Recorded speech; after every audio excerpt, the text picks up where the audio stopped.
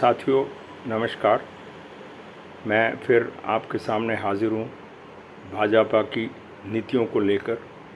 पहले मैंने आपके सामने रखा था कि महंगाई इनकी नीतियों की वजह से, भाजपा नीतियों ने महंगाई को पैदा किया। इसी प्रकार बेरोज़गारी जो है उसको भाजपा की नीतियों से, भाजपा की जो नीतियाँ हैं वो बेरोज़गारी बढ़ा रही हैं। जबकि भाजपा ने चुनाव में वायदा किया था मोदी जी ने कि 2 करोड़ नौकरियां हर साल देंगे, तो उस हिसाब से 10 करोड़ नौकरियां होनी चाहिए थी।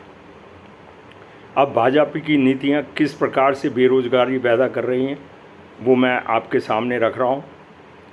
पहला तो ज़्यादातर जो जहां पर इम्तिहान हो रहे हैं और जो पर्चे लीक हो रहे हैं और जिसकी वजह से परीक्षाएं कैंसिल हो रही हैं, वो ज़्यादातर राज्यों में भाजपा का राज्य है, चाहे वो यूपी हो, चाहे राजस्थान हो, चाहे मध्य प्रदेश हो। और ये बड़े राज्य हैं, इनमें काफ़ी नौकरियां हैं। ये तो वो नौकरियां हैं जो पहले से रिक्त पड़ी हैं और कई सालों से भरी नहीं जा रही। तो जब आप सरकार की नाकामियों की वजह से बार बार पर्चे लीक हो जाएं और फिर वो परीक्षाएं कैंसिल करनी पड़े, क्या ये जिम्मेवारी सरकार की नहीं?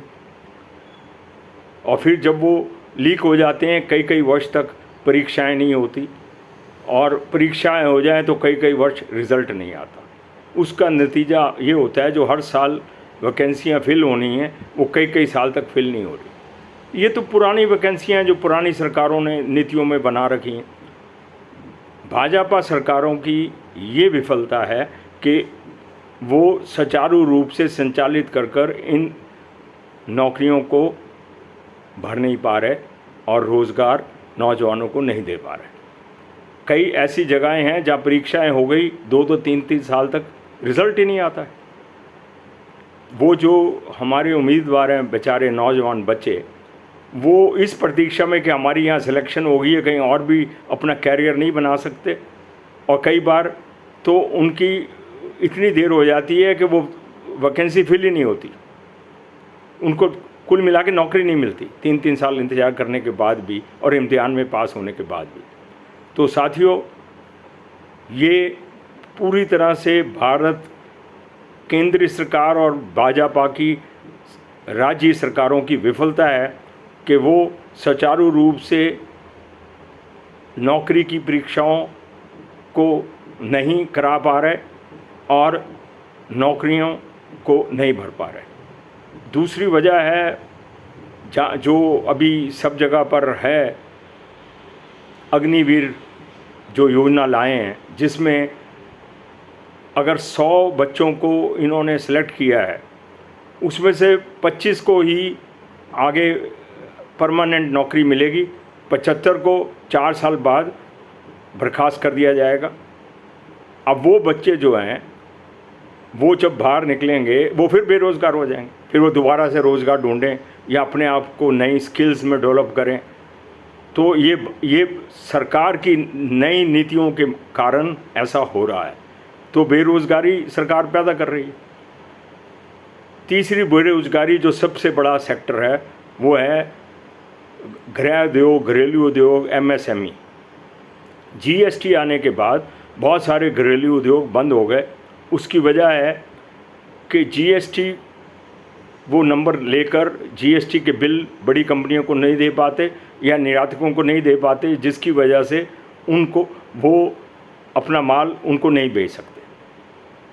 तो ये और जो ज़्यादातर ये जो घरेलू उद्योग का हैंडीक्राफ्ट जिसको बोलते हैं वो निर्यात होता है और वो बगैर बिल के कोई भी निर्यातक या एक्सपोर्टर नहीं ले सकता। तो ये उसमें तो बहुत बड़ा तादाद है जिसमें बेरोज़गारी फैल गई। ये तो बात करते हैं इतनी नई इकाइयाँ भर्ती हुई, ये क्यों नहीं बात करते कि कितनी इकाइयाँ बंद हो गई GST लाने की वजह से। और ये GST को इसलिए नहीं पालन कर सकते कि हर महीने 300 रुपये कम से कम वकील का खर्चा है जो वो नहीं कर सकते, साल का कम से कम 3500 रुपये ये मिनिमम है। उसके अलावा अगर कोई छोटा घरेलू उद्योग सिर्फ निर्यातक है तो उसको पास कोई चारा नहीं है, अगर उसकी लोकल सेल नहीं है, कि वो रिफ़ंड ले कैश में। और जब वहाँ रिफ़ंड लेने जाते हैं, कम से कम 10 से 15 सर्टिफिकेट सीए से लेने पड़ते हैं। उसका खर्चा इतना ज़्यादा है कि वो छोटा जो निर्यातक है या छोटा एक्सपोर्टर है, वो तो वो ले ही नहीं सकता रिफ़ंड जीएसटी का।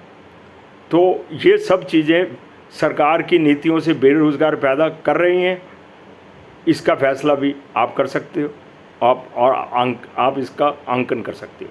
तो मेरा आपसे अनुरोध है, कृपया ये जो भाजपा सरकार है, अपनी नीतियों से महंगाई भी फैला रही है और बेरोज़गारी भी फैला रही है। ये कृपया अब आप शेयर करें और बाकी लोगों को बताएं। धन्यवाद। जय हिंद।